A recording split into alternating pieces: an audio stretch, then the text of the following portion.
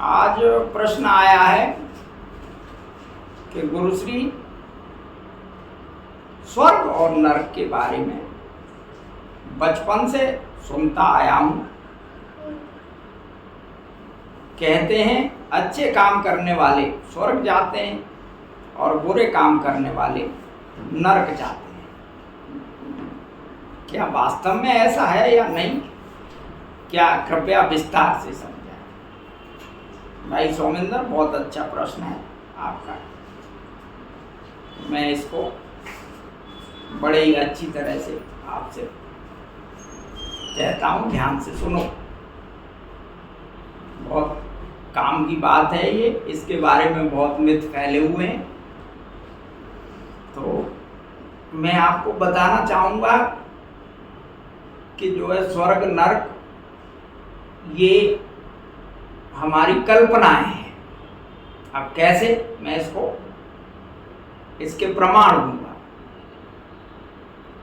जैसे ही मनुष्य सभ्यता का जन्म हुआ तो मनुष्य कंदराओं में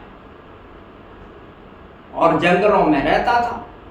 छोटे छोटे कबीलों में 10-20 लोग इकट्ठे होकर आदमी औरतें रहते थे। तो हुआ ये कि आंधी तूफान, कभी बिजली चमकना, कभी बहुत तेज बाढ़ आ जाना, कभी बहुत तेज आंधियां चलना, ये सब होता था। तो मनुष्यों को लगता था कि ये कोई करता है और बहुत ताकतवर है और शैतान है, हमको डराता है, मतलब आसमान में कोई रहता है। तो धीरे धीरे कभी इस तरह की घटनाएं होती थी और बाकी समय में अच्छा रहता था। चीजें भी मिलती थी, जैसे फल मिल रहे हैं पेड़ों से टपक टपक के, खाने पीने की अच्छी चीजें मिलती थी। उसने खोजी, उन्होंने कही ये तो अच्छा भी आदमी है, ये जो है बहुत खाने पीने की चीजें देता है हमको। क्योंकि उस समय शिकार का चलन था, शिकार करते थे और खाते थे। फलों सब्जियों के बारे में पता नहीं था। जंगली जो फल होते थे, कभी वो मुंह में डाले, उन्हें मीठे लगे तो फिर वो खाने लगे। तो उन्होंने कहा ये तो बड़ा अच्छा आदमी है। तो ये एक मान्यता बनी कि कोई हमसे ऊपर है जो इसको चलाता है। कभी हमारे साथ अच्छा व्यवहार करता है, कभी गुस्सा हो जाता है तो गलत व्यवहार भी करता है। तो धीरे धीरे उसको मानने लगे लोग और उसको ही धीरे धीरे भगवान की श्रेणी दे दी गई। उन्होंने कहा कोई तो भगवत्ता है कि वो आदमी चलते चलते मर जाता है, फिर नए बच्चे पैदा हो जाते हैं। ये सब बनता चला गया। इस तरह से भगवान का जो है सृजन हुआ, भगवान नाम का। अब उसके बाद जब कबीले ज्यादा बढ़े तो हुआ ये, अब जो है कबीले ज्यादा बढ़े और थोड़ी समझ भी जो है मनुष्य की विकसित हुई। तो ऐसे समय में अब उनमें लड़ाई झगड़े होने लगे। तो उनके लिए नियमन के लिए धर्म की स्थापना हुई। तो वो धर्म, जैसे आज राष्ट्रों में संविधान होता है, नियम कानून, उसी तरह से धर्म एक तरह का नियम कानून था। कैसे रहना है, क्या नहीं करना है, क्या करना है, और वो संविधान की तरह लागू होता था। तो लोग, भाई मानव तो मानव है, सज्जन भी दुर्जन भी, ये तो आदिकाल से होते आए। हमने जितनी किताबें पढ़ी किसी भी काल की, सब में बताया गया कि बाड़े खल और चोर जुआरा, तुलसीदास जी ने भी लिखा, वाल्मीकि रामायण में भी है, बुद्ध के ग्रंथों में भी है, सब में। तो जो है चोर जुआरी और खल हमेशा रहे। हाँ, ये था कि जो है एक क्रम में रहे जैसे, और क्रम प्रकृति का चक्र तो चलता ही रहता है। कोई चीज बहुत आगे बढ़ती है फिर धीरे धीरे घटती है। तो प्रकृति के क्रम में कभी सज्जन बहुत ज़्यादा हो जाते थे, फिर वो दुर्जनता की तरफ उनमें से परसेंटेज जाने लगता था। जब दुर्जन ज़्यादा हो जाते तो वो दुर्जनता से बहुत परेशान हो जाते, तो उसके बाद जो है वो सज्जनता की तरफ जाने लगते। इसका एक बहुत आपको प्रत्यक्ष उदाहरण दूं, मैं एटा जिले का रहने वाला हूं। हमारे यहाँ जब हम पैदा हुए वो 70 का दशक था, और 70 के दशक में एटा बहुत बदनाम था।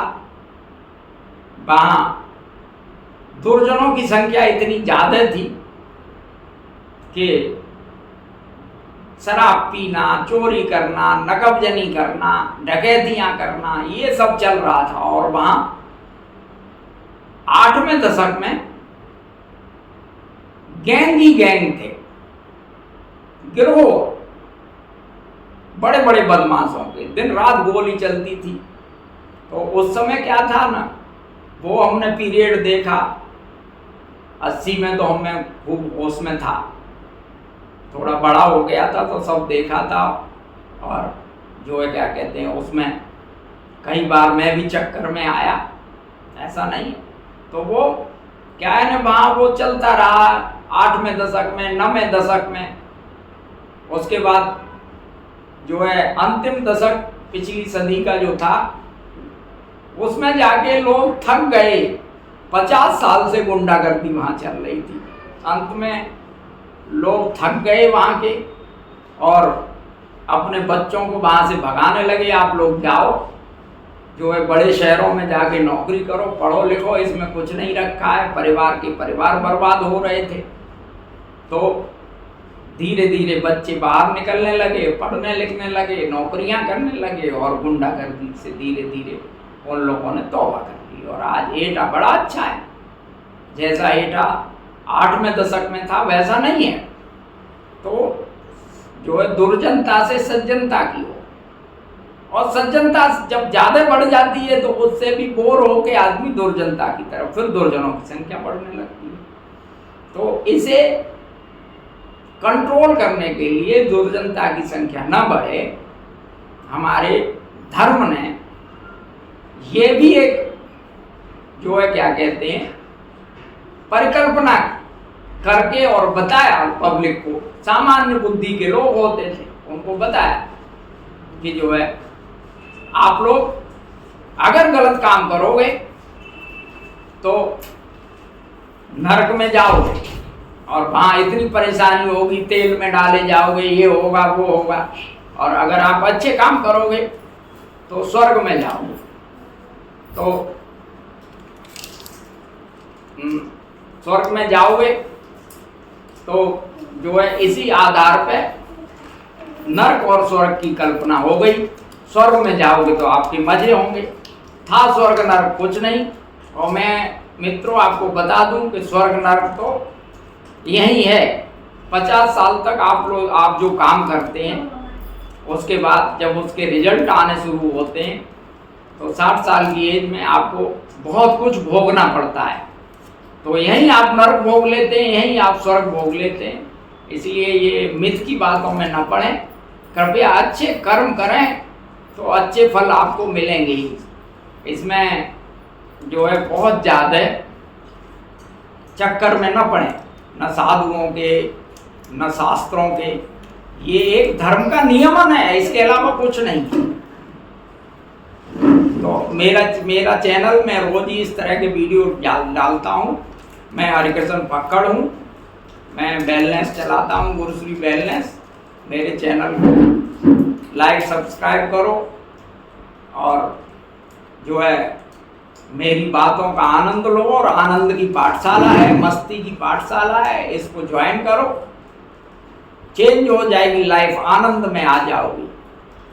इसी बात को कहते हुए मैं अपनी वाणी को विराम देता हूँ। सबका बहुत बहुत आभार मुझे सुनने के लिए। धन्यवाद।